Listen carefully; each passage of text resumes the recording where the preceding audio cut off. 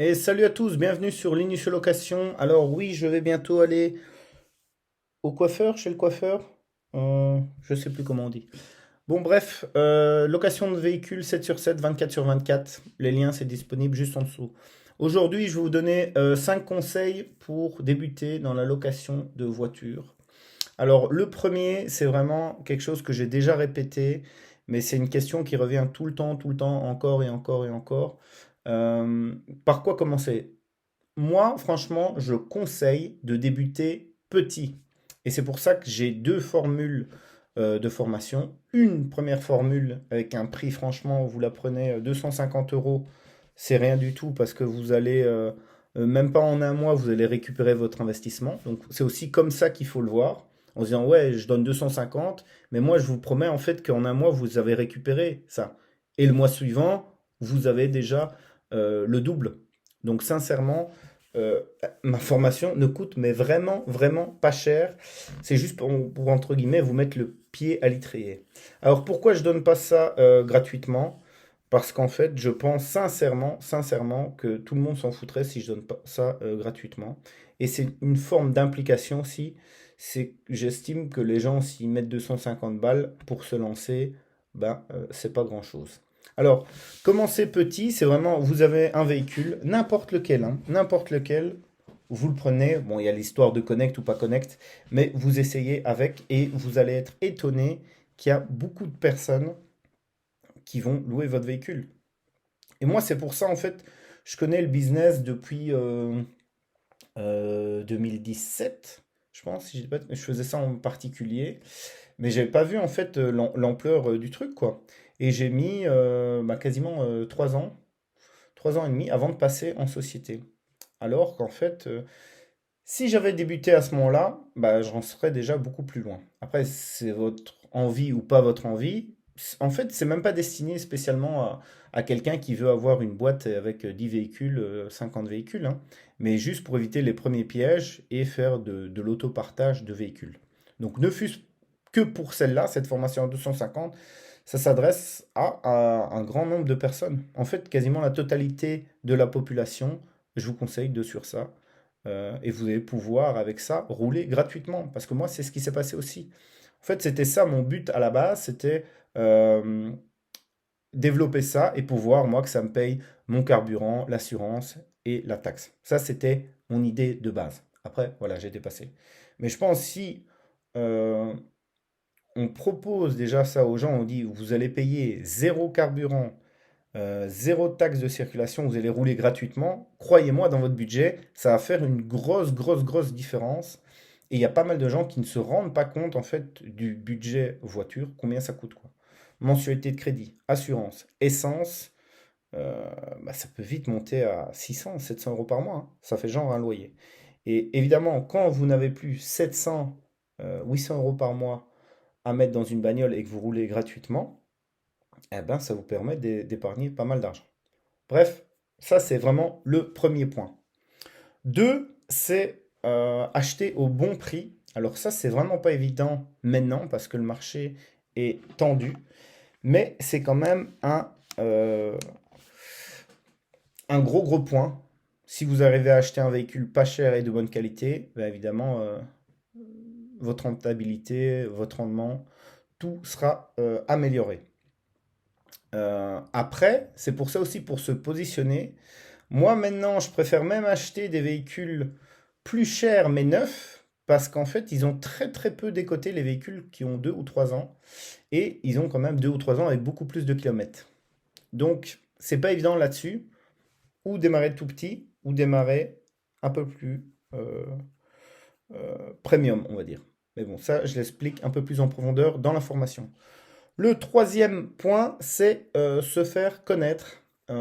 Et ça, c'est quelque chose où je suis clairement pas très bon pour le moment, mais j'y travaille. Que ça soit me présent sur les réseaux, que ça soit cette vidéo, que ça soit tout. Je suis étonné encore qu'il y ait beaucoup de personnes qui ne connaissent pas GetAround. Donc si jamais GetAround vous m'entendez, n'hésitez pas à faire un peu plus de publicité parce que personne ne vous connaît en Belgique, clairement. Quatrième point, c'est choisir ses clients et avoir ce luxe-là. C'est clairement, moi j'ai déjà eu des clients où j'aurais dit texto, je ne veux plus que vous louez ma voiture en fait. Parce que vous êtes des calamités, vous êtes des catastrophes. Il y a deux types de clients. C'est le client qui s'en fout et qui va bousiller la bagnole. Ça non plus, c'est pas tout le temps, mais il en existe qui viennent là et qui font un sinistre avec la voiture et voilà, ils perdent la franchise, tant pis. Au final, ils ont perdu 1000 euros et la bagnole, elle en vaut 15. Donc voilà, ça c'est pas évident de les déceler à l'avance, ceux-là, mais Gatorand est occupé à mettre en place pas mal de systèmes pour éviter aussi euh, de louer la voiture, en fait, c'est d'autres personnes, même si ça existera toujours au final des moyens de contourner ce système, mais ça c'est une grosse problématique. Et après l'autre problématique, c'est les clients chiants euh, qui râlent, qui chipotent pour 5 euros d'essence, 2 euros d'essence, qu'ils ont mis plus, avec la jauge d'essence, tout le temps à chipoter, que la voiture était propre, qu'elle n'était pas propre. Au final, il y a une photo avant-après, les gars. Qu'est-ce que je voulais que vous dise? Et ça, pareil, moi, des clients comme ça me... Déjà, ils vont mal me noter parce que directement aussi, dès qu'il y a des soucis, ils ont cette fameuse épée de Damoclès qui est sur la tête de, de la société par rapport aux avis. C'est la même chose pour les restaurants ou pour les hôtels ou pour tout un tas de trucs, hein. Et c'est un truc qui m'a toujours choqué, c'est qu'il y a des restaurants ou des établissements qui ont des 5 étoiles et qui ont des 0 étoiles. Alors ça, je me dis quand même, comment est-ce que c'est possible de passer de, de cet extrême-là? Alors, est-ce que vraiment je mérite tout le temps les 5 étoiles? Peut-être pas. Peut-être le juste, ça serait 4 étoiles. Mais l'être humain qui est comme ça, il est assez binaire et c'est ou oui ou non, quoi. Et donc, bref, j'ai plus de bons avis que de mauvais avis.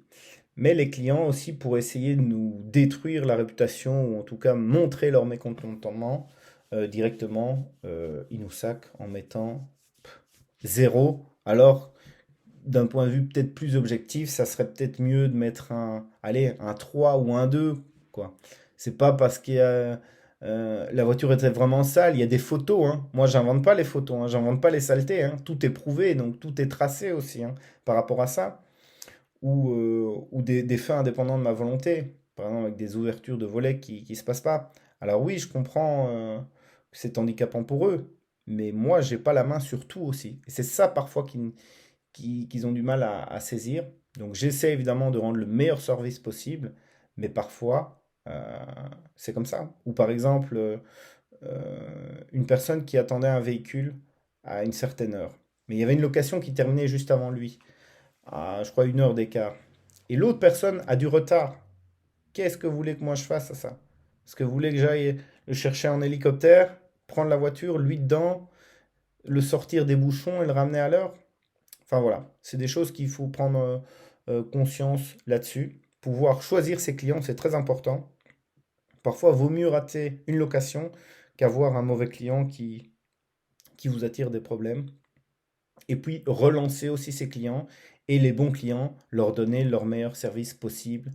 Il y a pas mal de personnes aussi qui ont fait plusieurs locations où je fais l'impasse volontairement aussi sur certains frais de nettoyage parce que je me rends compte qu'ils ont fait plusieurs locations où j'ai déjà remué ciel et terre pour déplacer des locations, pour redéposer des clients aussi chez eux.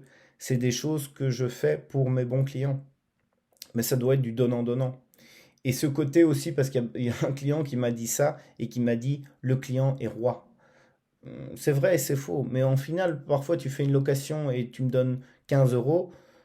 Faut pas exagérer non plus. Ne pense pas qu'avec 15 euros, tu peux tout te permettre, tu peux tout dire, tu peux tout demander pour ce prix-là, quoi. Vouloir l'ultra luxe au prix le plus bas possible.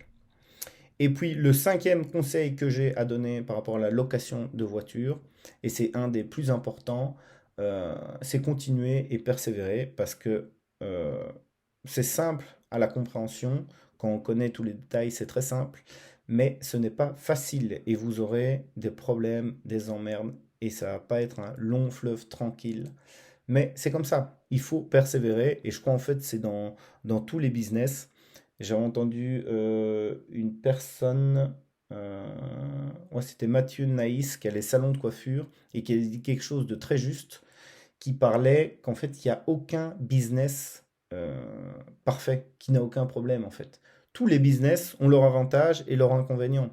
Et lui, il est dans un cercle où il y a plusieurs personnes qui ont différents business, et que ce soit les salons de coiffure, que ce soit les restaurants, que ce soit la location de voitures, tout le monde a des problèmes en fait. Il faut arrêter de croire que, ah voilà, il faut faire ça, et ça c'est le business parfait. Par exemple, je sais pas moi, boulangerie. Parce que sinon il y aurait que des boulangers sur Terre et ça n'irait pas. Donc il faut avoir de la persévérance, de la résilience et savoir affronter les problèmes et les résoudre aussi, surtout, parce qu'il ne suffit pas de les affronter. Donc voilà, j'espère que ça vous aura plu pour les 5 conseils pour débuter dans la location de voiture. Si vous voulez, je répète, le lien est juste en dessous. Formation sur la location et sur le budget aussi, super, super important. Et pour la société et pour vous dans la vie de tous les jours. Je vous dis à bientôt. Ciao, ciao, à plus.